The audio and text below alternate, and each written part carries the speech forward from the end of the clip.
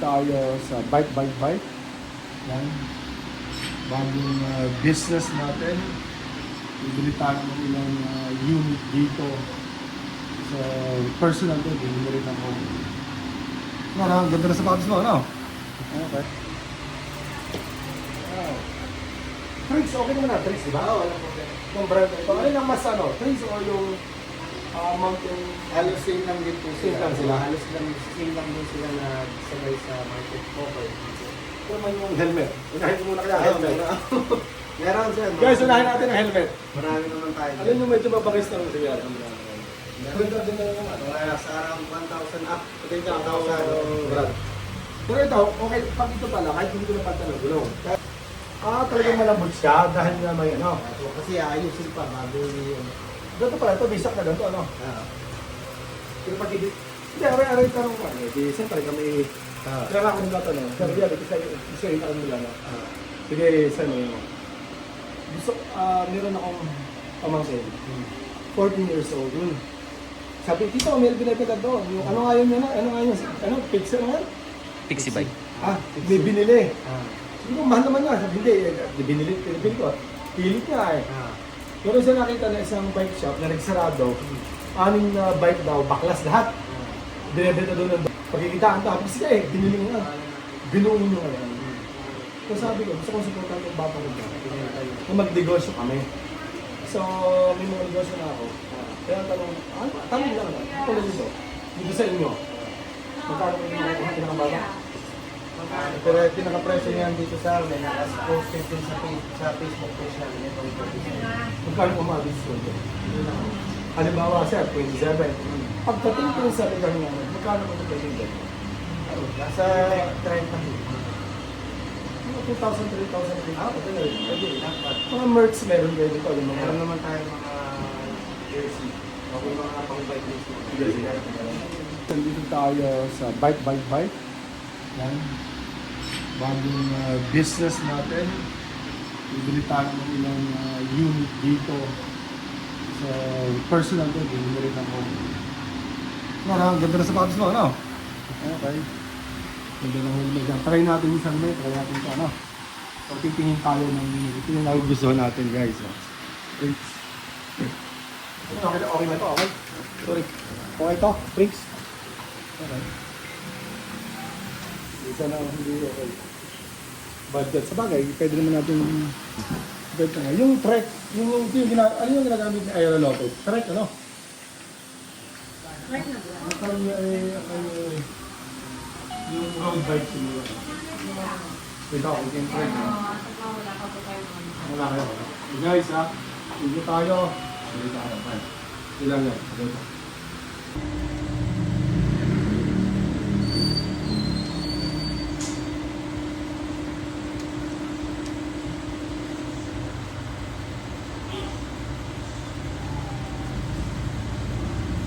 Guys, unang bike natin, magugulo pa no. But anyway, yun nga, kaysa bibili tayo ng medyo mura, binili natin yung maganda na, then upgrade na kaagad. So may na konti, makikita nyo yung video nandiyan. So guys, sentimental itong pagbili ng bike kasi nung ako 8 years old, bumili ako ng bike mali.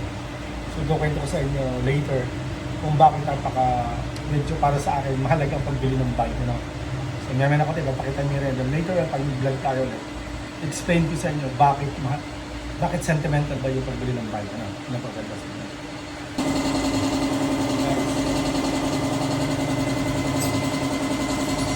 Makakalayo na ngayon. Nakakatawa tayo guys.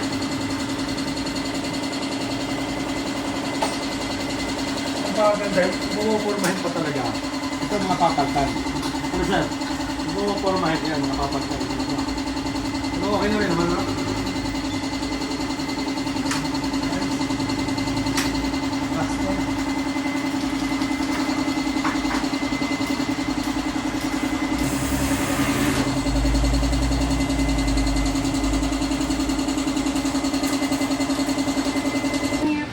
Kapag napansin nyo pag napansin nyo wala sa tono, dali nyo lang sa bike silang namin.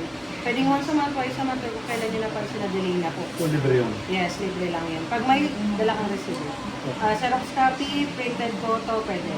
Pag pictures ako, hindi ko inaalaw kasi tinitan na lang magkain. Okay. Sa warranty po, 6 months frame only. Kapag napansin nyo na yung frame, wala namang aksidente nangyari, let's say normal rate lang kayo, dalhin nyo lang sa amin, sir, itama nyo. Gusto ipapagawa sa iba.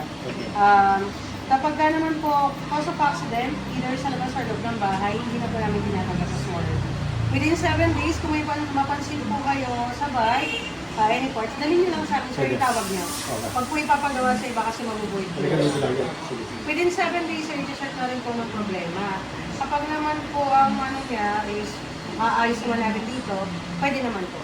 Pero kung warranty supplier na siya, hintayin niyo po yung feedback ng supplier sa amin. Ipapadala po namin sa amin. And sir, nakalagay parts na included. Okay. Lahat po ng moving parts, stock parts na kay bike, hindi po kasama sa warranty. Okay. Pinakabatan niya lang. Okay. Kapirma na lang ako. Ibig sabihin lang po na-explain ko yung warranty. Okay. Okay. Thank you Guys, very much. Thank you.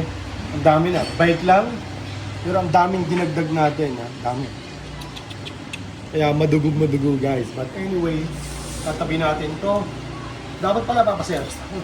Tingnan natin yung bike natin. Guys, bukod sa hilig din natin mag-bike, imagine nyo, nung 8 years old ako, nagkaroon akong bike. Ngayon, ang age ko na, 15.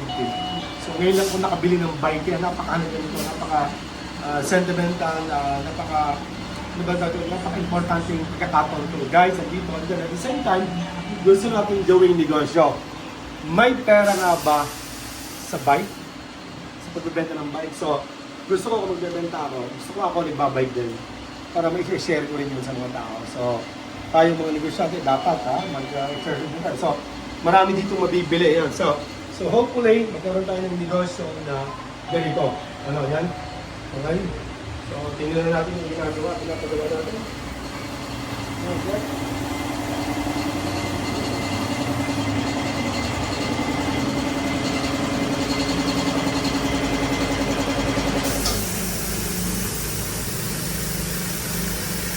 Guys, kaaralan natin. Alam ko, panibagong gulo na naman sa utak natin. Pero, para sa akin, hindi naman madaling mag-start ng negosyo. Lalo pa ang negosyo ay passion mo. Parang hilig mo, parang gano'n. So mahirap yung magagawa tayo ng negosyo na gaya-gaya lang. Oh, malakas yung negosyo yun. Ang gawin. Ito guys, sabi ko nga sa inyo, nung 8 years old ako, nagka-bike ako, kami magkakapatid, agawan kami, maraming namihiram, maraming natuto. And then imagine niyo, after 42 years, ngayon lang ako nakabili ng bike. Ito lang yung second bike ko after 42 years. Yan. Okay? Guys, yun nga, ang budget natin kanina, nung pumasok tayo, sabi ko, 15,000 lang. Pwedeng tumaas, pwedeng bumaba, konti lang. Pero ngayon, guys, ang bike na ito, inabot na ng, panoodin niyo yung video ito hanggang sa matapos, malalaman niyo kung magkano talaga ang naggastos natin dito. Marami na tayong dinagdag, ha? Kaya ito, mga dagdag na yan. Dagdag na yan. Dagdag na ito, oh. Dagdag na rin yan. Dito. So, baka maya-maya, kung binigyan ka ng sapatos, magkano ba yung sapatos? Yan. So yan, guys, yung dito, oh. Yan, may nakontent, bibili na rin tayo ng sapatos. Siguro para sa akin, yung mga shorts ko, okay na yun. Ayaw ko naman sobrang fit. Tingin tayo guys sa sapatos. Again, ulitin ko, marami akong pinunod the vlog about bike business. So, bike shop. Tayo nga, merong shop na tatayo. Ito, ito tawagin ni Baywalk Cycle Hub. And then hopefully, makakuha tayo dito. And then, may mga iba tayong supplier na kukuhanin. So, ito minsan, hintayin lang natin ito. Ayan. Adidas. Shimano. Shimano. Or on Shimano. Pati ano yung medyo yung ano lang naman yun. Baka nga maganda sa sapatos, hindi naman nakapadyak, di ba? Pero naman tayo mga nakatilos kaya. Magkano? Si Papa Jack. MTV po kayo, di ba? Yes. Pag MTV po kasi ganito ang ginagamit. Paano pumasok sa school to? Parang pang-construction. Ha? Pang-construction. Pang-construction, Hindi naman, one mas year. maganda yan dun. Size eh. 10. Size 10, pwede naman tayo mag-check kung mayroon. Size Magkano to? 10. 2,000. Oh, Jesus Christ. Wala Ang pa mahal. naman, sir. Wala bang, talaga bang, Oo, ito. parang ang padoy ng black, parang pumasok. Shimano. Shimano. White dapat siguro. Puting-puti naman. Alin yung nakasave na white? Ano parang, Sa white sir na lang. parang ang padoy ng ano. Size ano to? 44. 43 yata yung ano. Wala kang 43 yata ang, Ito, 43 na to. hindi alam, brown naman. Parang sa ganda ang white ano. Parang forma, medyas ba may pang bike pa rin talaga medyas? Meron. Arte naman nag guys, hindi pala talaga biro ang mag-bike, ano? So, if you are into biking, talagang madugong-dugo pala, no? Para ka rin So, nag-motor. oo nga, sapatos ko. Ano lang, tawag-tawag. Paano na ganito? Para ka na rin. Sorry. Walang ano, walang... Ito ba na sir? Oh, Unique na tapos. magkano yan? Magkano yung safety? Ano natin? Diba, okay lang naman na. So, basta 44. Ano ba kaya? 43 ako. Size tag ata ang 43. Walang difference. Pwede na rin. Pero mga, paano Bibiliin niyo po. The first foot, yan. okay, para estudyante papasok sa school. Ganito lang. Pero okay din naman na medyo, okay ka naman na rin. Guys, papasok tayo sa office. Forma. Guys, parang bata. Test drive daw sabi ni Sir Ian. That's right. That's right, ha? Bagay na bagay kay Bossy. Ano na ako, direksyon ako ng Batangas. Pwede yun.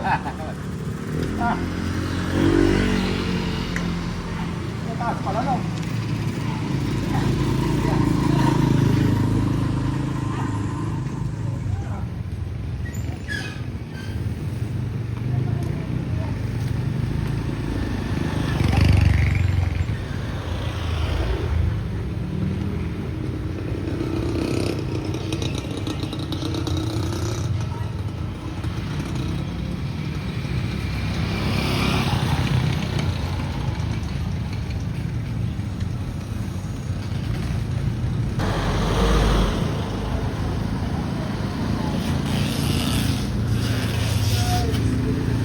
Sarap!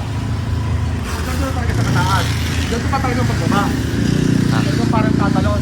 Sir, ang pagbaba dito parang medyo tatalon talaga. Dahan-dahan nung dahan-dahan yung Hindi yung itutugod ang paa. Hindi naman po, pagkaabot nila. Ang problema hindi nga. Pwede naman baka lang nakapag nila. Sabagay. Nakapantalong ano. Guys, yan ha. Imagine mo. Last time na bumili ako ng bike, 8 years old ako. Ngayon, 50 years old na ako. BMX yun, sir. Sa totoo lamang, maliit na gulong. Maliit. 4 ang gulong. Nice. May gulong sa tabihan. Kaya ito, napaka-sentimental value nito. Ano? Ang dami kong nabili ng mga...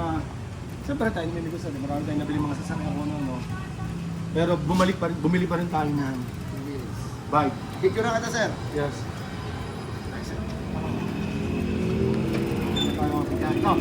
Yan. Finally, natapos na rin tayo dito sa bike dito sa San Pedro, Laguna. Finally, nakabili na rin tayo. Yay! Guys, nabili natin. Guys, ang inuna natin, helmet. Inuna natin, t-shirt. Ano ba bang inuna natin? Yung glasses. Yung salmin nandito. So guys, ito lang muna ang inuna natin.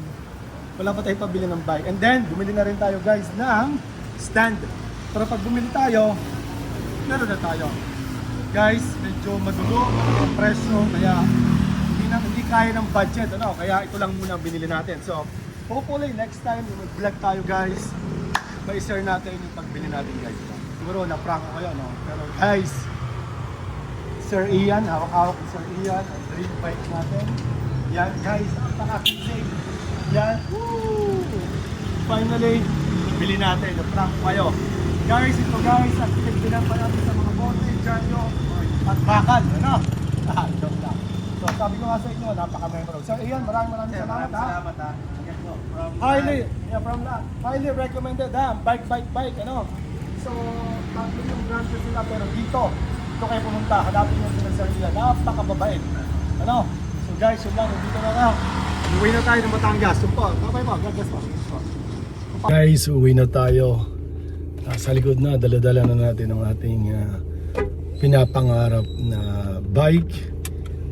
Kasi sabi ko nga, naalala ko 8 years old ako nung bumili ako ng bike. Napakaliit ng bike na yun sa Lemari, binili. Sakay kami ng tricycle. Bata pa ako. Yung bike na ito guys, napakaliit pa ng gulong niyan.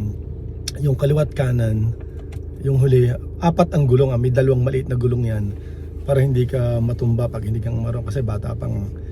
And then yung ano niya, yung upuan niya, yung mahaba pa. Hindi pa sa pang BMX noon, parang may 2 pa nga. So maraming natuto sa bike na yan, nagawan kami.